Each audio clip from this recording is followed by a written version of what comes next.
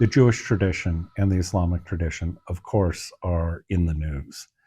And the fact that these traditions are coming to the fore in headlines and the like make people curious to know more about these traditions and to get beyond the headlines, or perhaps to step back from the headlines to the kind of environment that we provide here at St. John's, which gives some breathing space, which isn't immediately reactive to what is in the news, but bracketing what's going on in the world and going straight to those original sources and looking at these traditions from their roots, from the way they have portrayed themselves for centuries, and having a different kind of conversation than one would have if one were discussing current events.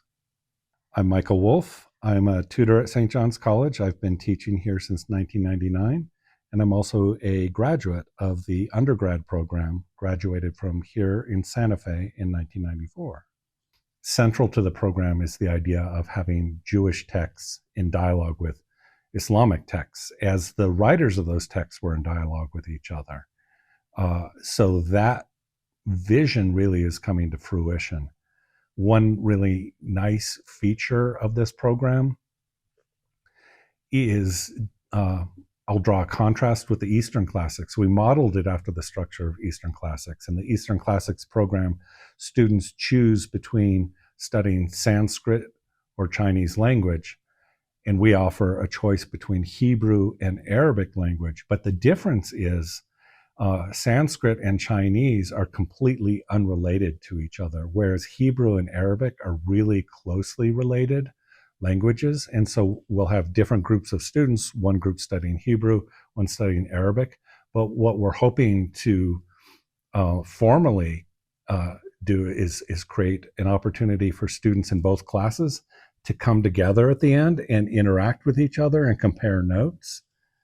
We might have the students studying Hebrew translating the story of Joseph from Genesis, and the Arabic students translating the chapter on the Joseph story in the Qur'an.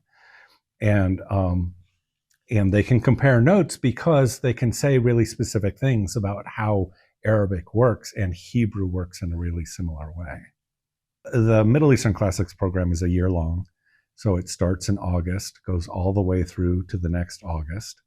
And it consists of 3 classes. There's a seminar where we will start out, after reading the Epic of Gilgamesh, we'll jump into the Hebrew scriptures and a little bit from the New Testament. It quickly moves into theology, philosophy. This goes in the latter part of the fall semester and the first half of the spring semester. We're talking about Jewish and Islamic philosophers.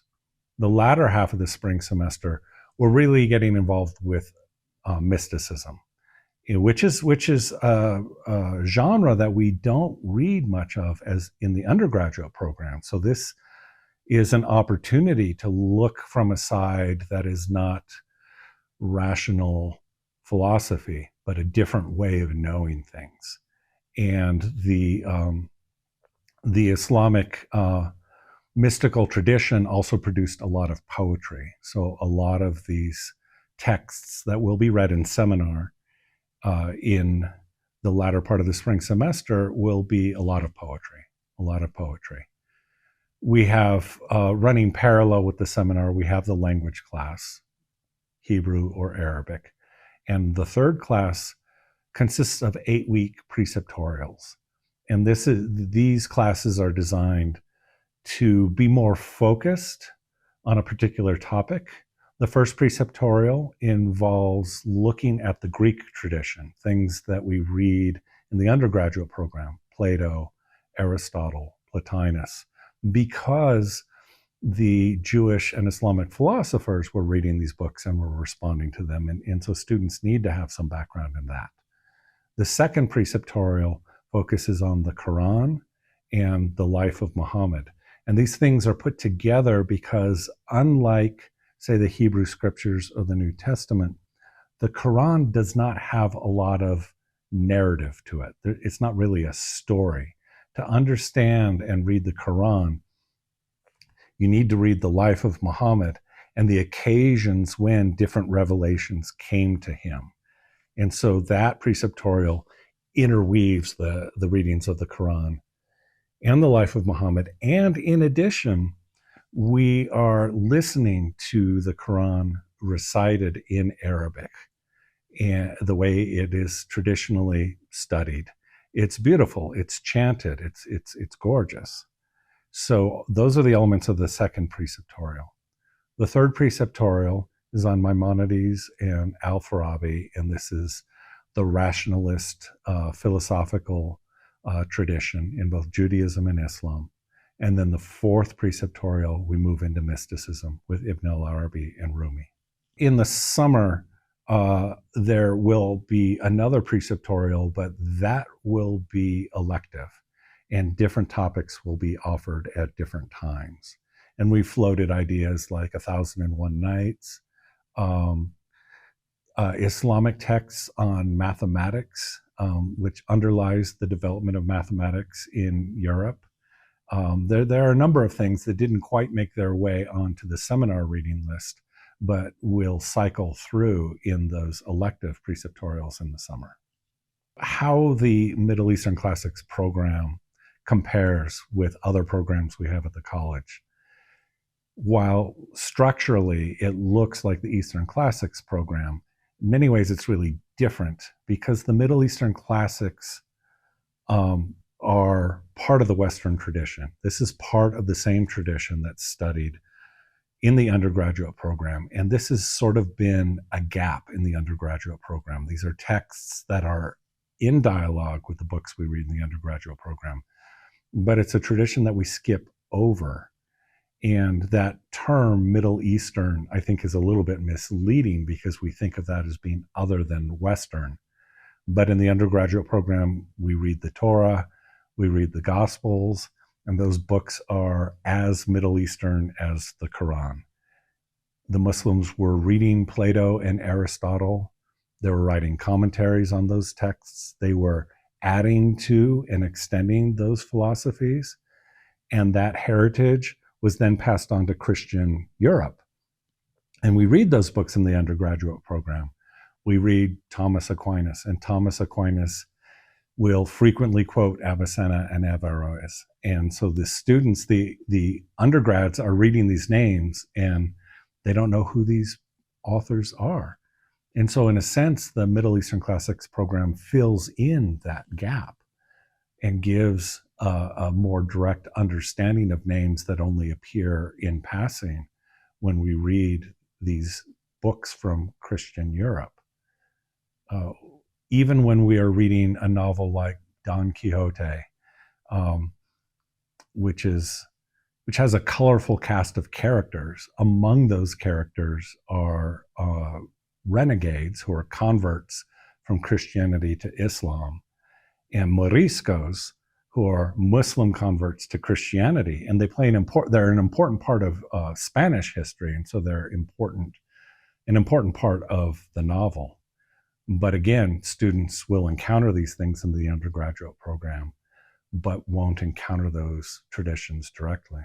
In seminars, there are two tutors, one at each end of the table, and depending on which night it is, one or the other tutor will start the conversation by asking an opening question. And then you watch and see what happens, and you can try to shape and guide the conversation, but the energy and the direction and the ideas come from the students. And I never know what's going to happen when I start a seminar. Sometimes students will go off on a tangent and I'll try to steer them back to my opening question. Other times I'll think, you just asked a better question than I did. Let's go with your question. That sounds very fruitful. So you never know.